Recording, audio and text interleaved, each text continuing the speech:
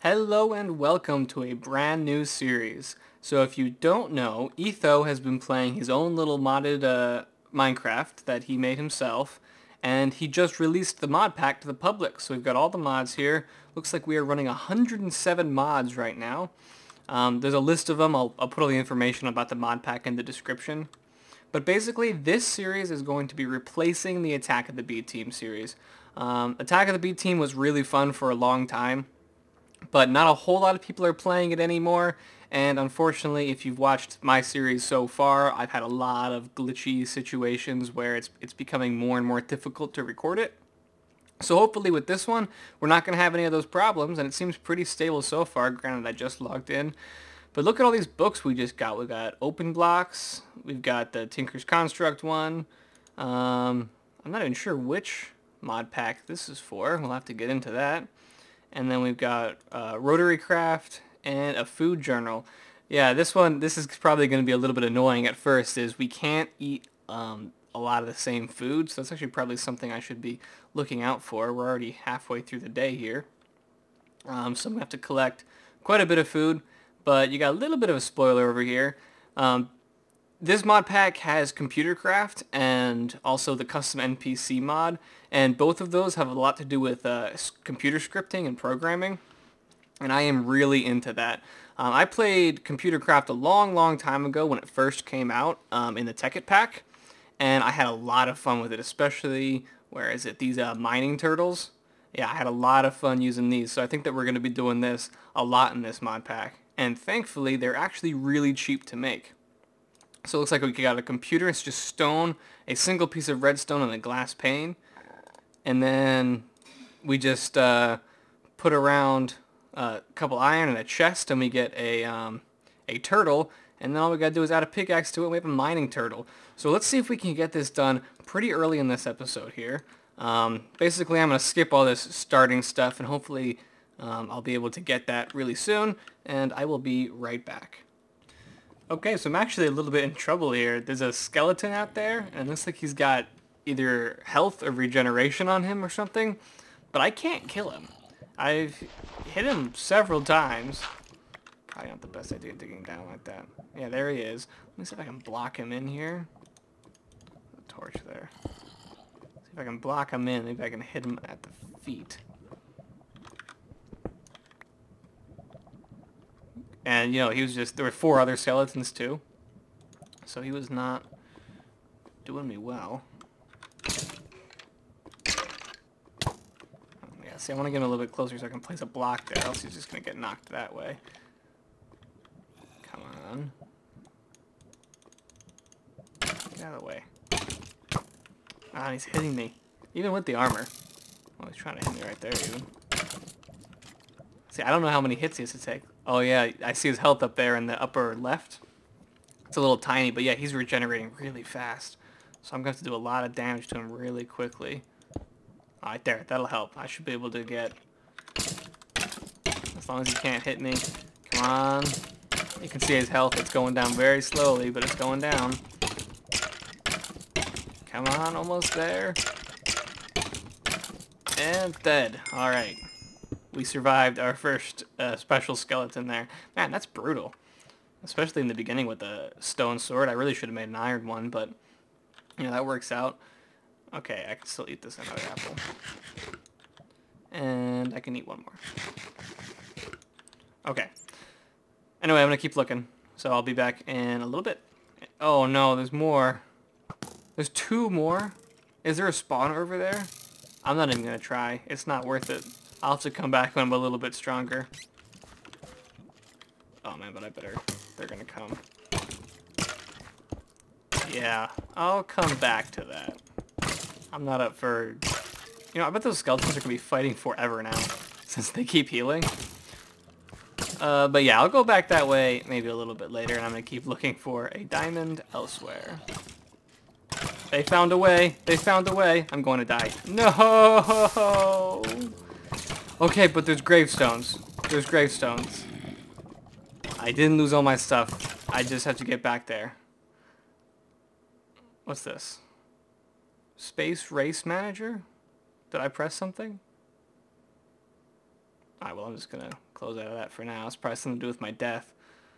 But yeah, that sucks so much if I can't get my stuff back. But there was a gravestone. I saw it before I died. Does it keep my death point? Yep, yes it does. Alright, so I'm gonna see if I can get back there. Thankfully I don't have to worry about time. But yeah, those regeneration skeletons, there was definitely a spawner because there were like 4 more and they all walked around the outside and then got right to me. So hopefully I can get my stuff back without too much of an issue. And I'll be back in a little bit. Okay, sorry it's a little bit dark right here, but I've just poked a hole. Let's see if I can place a block there. There we go. I just poked a hole where my death was, and of course it was right over lava, so I have to be a little bit careful digging down here. But with that gravestone there, I should be able to keep all my stuff. Sorry, I don't have any torches. I didn't think about that. Alright, it shouldn't take me long to get down here. And hopefully I'm far enough away from that skeleton spawner so no more are going to spawn. Or else they're just going to knock me into the lava again, which would not be good. Alright, take a little shortcut there. And then I think that the skeleton spawner was just behind this lava. Oh man, there's a zombie spawner right there. They look just like normal zombies though. What ore is this? Oh, it's uranium. Alright, so we're just above it here. You know, I'm not going to jump there because the skeletons could be right around there. So let's go safely down. Oh, where is it? Where is it? Where did I get shot from? Where is he? Alright, I'm going down. Oh, there he is. Okay, I didn't see him from up there. Okay. But we're down here now, so we're relatively safe. Now I just have to kind of... Oh man, it's deep down there, isn't it? That gravestone spawned. Block myself off from that skeleton for sure. And then let's just start placing blocks and digging. Oh man, I don't have an iron pick to break that redstone.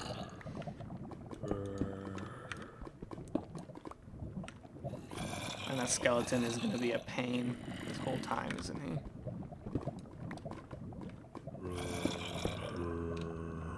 Yep, he's still there.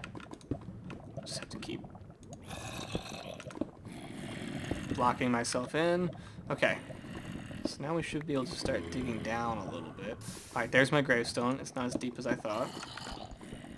So now I just kind of have to place blocks all around it. I'm going to have to break this redstone to get over here. Can I break this? Alright, good. What's this? Sulfur. Let's hope I can break it. And then place a block really quickly. Okay. Alright, this is working out. I think we're going to be able to get this. Oh, lag, bad time to lag. Bad time to lag. Whew. Alright, can I place a block right there? I can't. So let's go around this way, see if I can place a block. Why couldn't I place a block there? There. Okay, so we got 2 more spots to fill. That one, and that one. Okay, so if I break this, we should be safe. Let's get some light in here, actually. Alright, there, the redstone will work. Oh, no, oh man, I'm so glad that did not break my gravestone. I think that it used to be, if you broke the block below it, get the light back on, it would break this, but I'm so glad that didn't happen right there because we would have lost our stuff. I can't place a block there, naturally. Alright, well that's why. Alright, we've got 1 more spot to fill. Actually, maybe I can just break it like this. I just don't want all this stuff to fall kind of like through the block.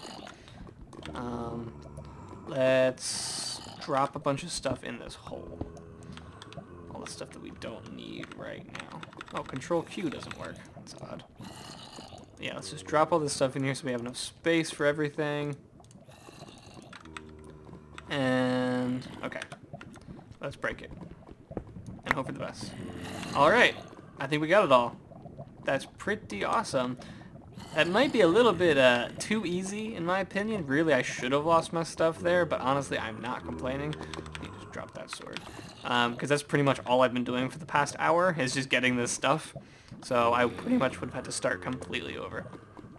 Either way, I'm going to regroup here and continue my look for some diamonds, and maybe be a little bit more careful, because obviously this mod pack isn't quite as nice as vanilla is. So I'll see you guys in a little bit. Okay, welcome back. So as you can see currently in my hand, I am holding a mining turtle. And we are down deep in the ground here. I did kind of set up a little base up there so I was able to put my stuff down. But then I just dug right back down because the first thing I want to try with this mining turtle is to build a little strip mining script. So hopefully it'll just start mining in one direction, and then after it gets to a certain point it comes back, and then I can come down here and just walk the path and pick out any of the cool ores like diamonds and redstone and iron and anything else I need just from the path that he left. And of course he'd keep everything that he's mined out in between. Now if you've never used ComputerCraft before, you're not alone, and it's really confusing at first since it's all kind of programming. So if you don't have any programming experience, it's kind of really tough to get into. But hopefully after you watch these videos you'll actually be able to make some programs yourself, because it is pretty straightforward once you get into it. It's been a long time since I've used it, quite a few years, I think like maybe 2 years I think it was since TechIt first came out, since I actually used this. So I'm a little bit rusty. I did look up a little bit, so basically we're going to have to give him fuel here. And if we type in dir, that's the directory. And the only directories so far are ROM, which we're not going to worry about right now. So we're going to do mkdir to make a new directory, and we're going to name that programs. So that's like making a new folder, just so that we can keep ourselves organized. And then if we do dir again, now we have programs and ROM. So let's just go ahead and we'll change the directory, which is cd, and go into programs. Alright, so now we're in the programs directory, and we'll go ahead and make a new program by typing edit, and then we'll name it strip mine. So that way, that's just the program that we need to run. So this is going to take me a little bit to figure out, because I haven't done this in so long, but maybe right now I can just do it really quick. So the first thing we're going to do is we're just going to have it print, and then say starting strip mine. Just so that way you know that the program has run successfully. So once we start the program, it's just going to say starting strip mine. Alright, and then now we probably are going to want to check the fuel of the mining turtle. The mining turtle only uses fuel when it moves. And I believe that 1 coal equals 100 blocks. So it doesn't use a lot of fuel, but we are going to have to keep account of it. So for right now, let's just type in if turtle.get fuel level, I believe that's it. I'm going to have to keep on looking up these as I go because they're kind of tricky to remember.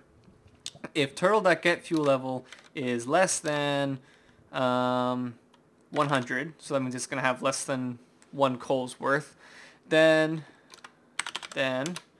we'll do turtle.refuel 1. Oops, I believe it's like that. Refuel, or maybe not. See, I don't remember these. Refuel 1. Like that. And then that should take 1 of the coal from that first inventory down here. So this is the turtle's inventory, and this is the selected slot. So as long as this is selected here, actually we should probably make sure it does that. So let's go back up here. Actually, I don't know how to do that. So let's just leave it for right now. And then we'll do end. So that should be it for refueling. Let's just go ahead and test it. So we'll do control and then save. And then control and exit. So now we're here in the programs directory. So if I type in strip mine, it should start the program. Starting the strip mine. And if you notice, it actually took 1 of the coal here. So now it should actually have fuel in it. And every time I start the program, it'll take some fuel.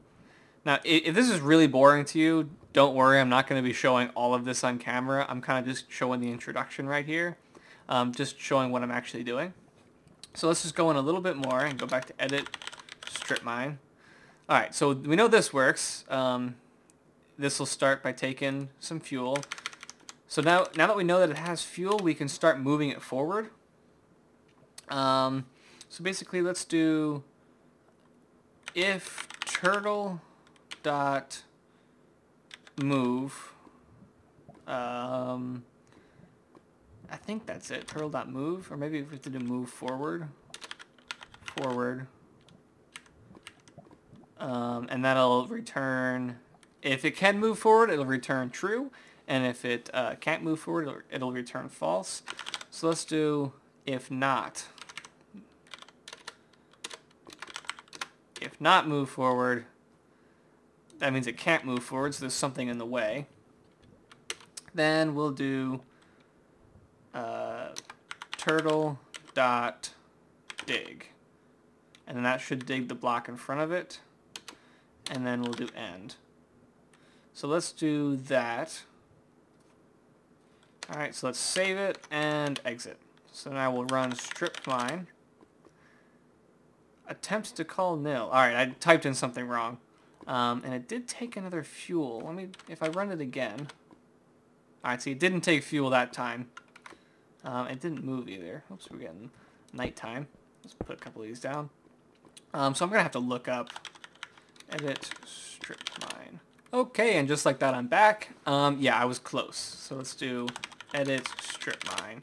Yeah, it wasn't turtle.move. That's not necessary. It's just turtle.forward. So if you type turtle.forward, then if not turtle.forward, then dig.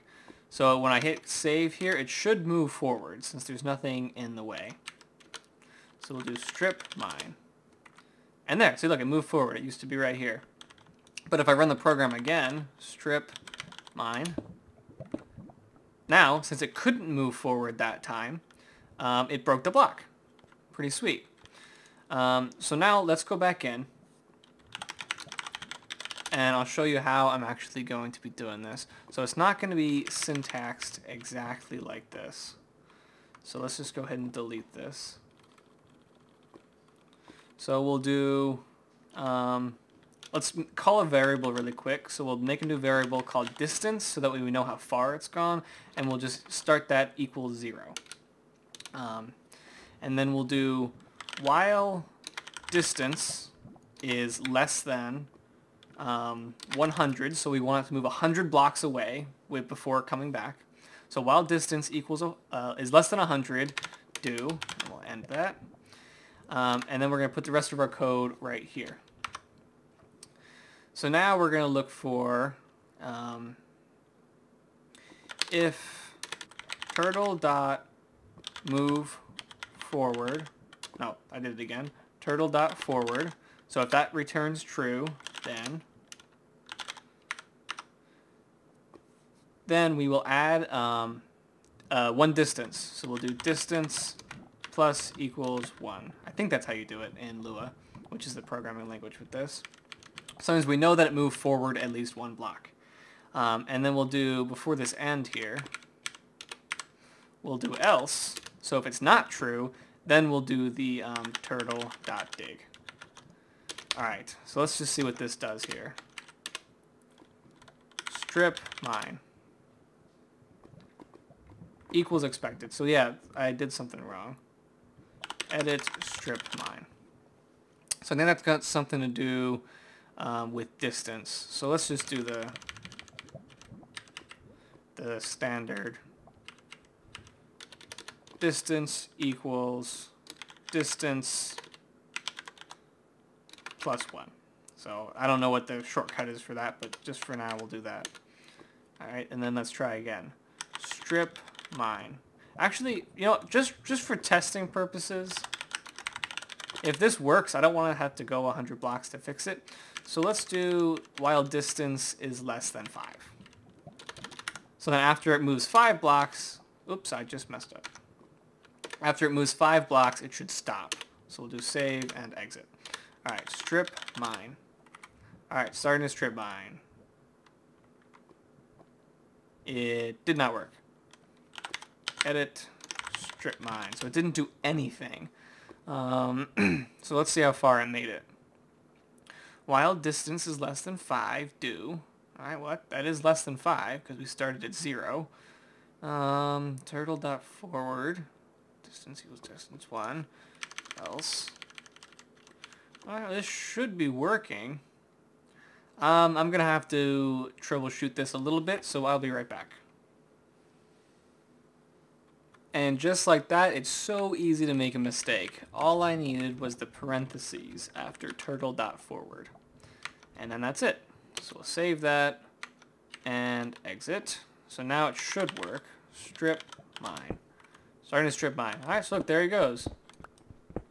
And he stopped after 1. Alright, so we did something wrong. Add on...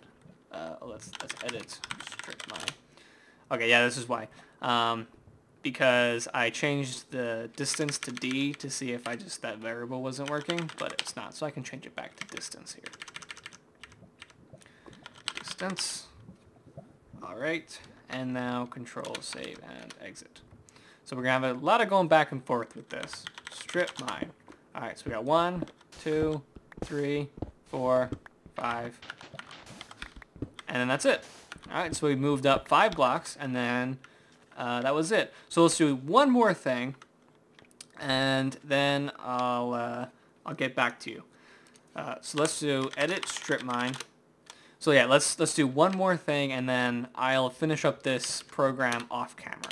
So after it's done moving 100 blocks that way, basically what we're gonna then do is do if turtle.up. I think that's it. Of course, now I just took the thing off my page. So turtle.up is true. No, then we will, then that's it, actually. Then we don't need to do anything. But it's else, then we need to, I really could have just done not, but just for right now, we'll do this. Else, then we need to turtle.dig up. Alright, and that should dig up. And then it needs to turtle.up. Okay, so now we're up 1. And then what we're going to do is just turn around so we're facing the other direction. So we're going to do turtle.turn right. And then we're just going to do that 3 more times, or 3 times total. Turtle.turn right. Turtle.turn right. And now that should be facing the other direction, right? 1 turn, 2 turns. Actually, no. I'm glad I checked. We only have to turn twice. So we'll turn completely around in the other direction. And then we're basically going to do the same program, only we're going to do it backwards. So instead of doing this, we're going to want to dig up and then dig all the way back, so that way we've now got a too high hole that I can fit through. So basically we're going to do the same thing. We're going to set distance back to 0. So we'll do distance equals 0. And then while distance, again the same thing. We could probably make a function for this, but for the purposes right now this is fine. While distance is less than 5, we'll set it back to 5, do. And then if turtle dot forward, then what did I do in there? Distance equals distance plus 1.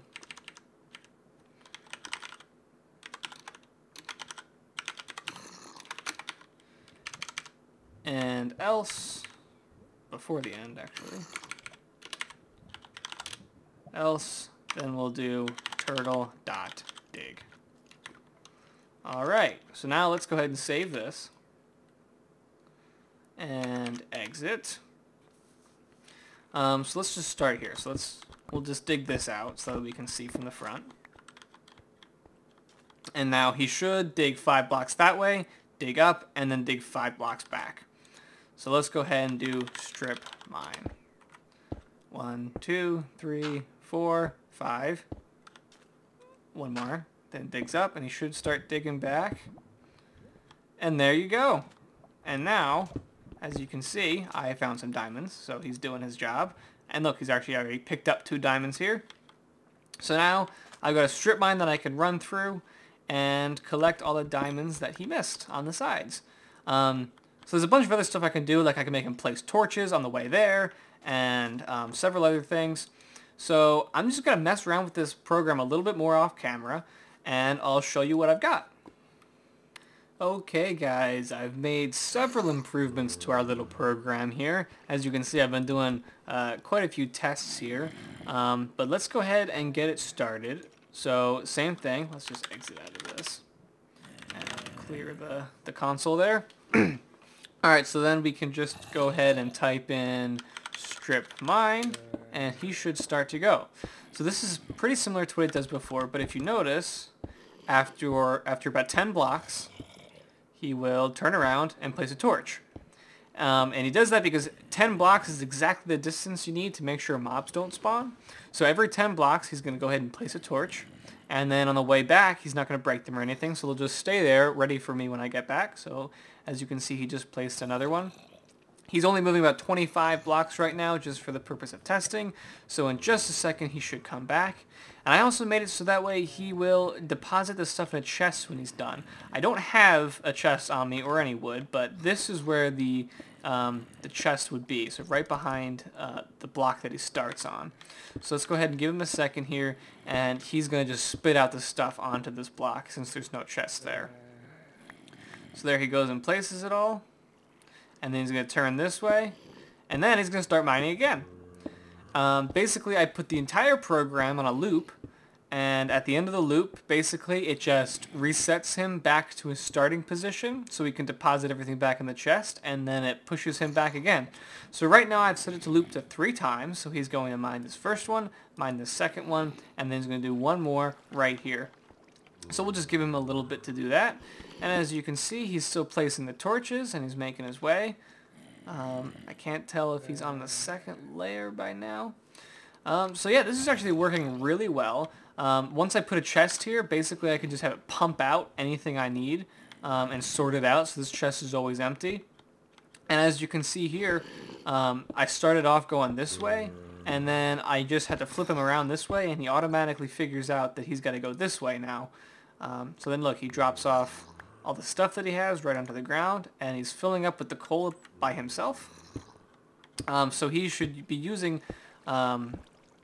less coal than he finds, so there's no really any reason to have to refill him. He should be able to do that. He will need to be refilled with torches though, but he can craft things, so I can, you know, supply him with some sticks, or even use these stone sticks or the stone tool rods to make torches.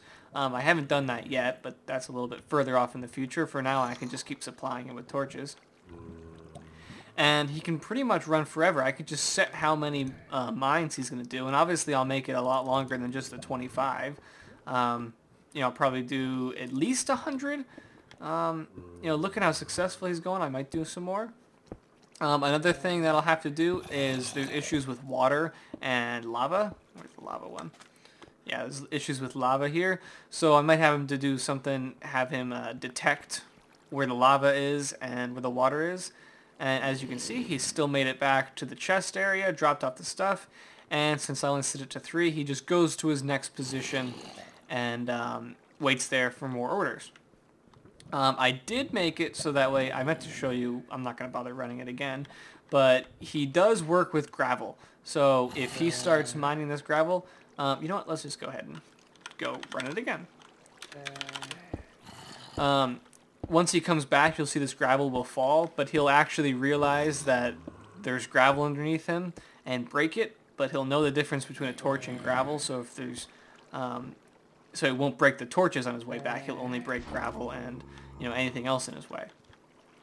So that way, I can use the same kind of thing to detect whether there's lava underneath him or on the walls, and I'll just have to figure that out. That shouldn't take too much longer, but this has taken me long enough for one day, so I'm probably going to end the episode here.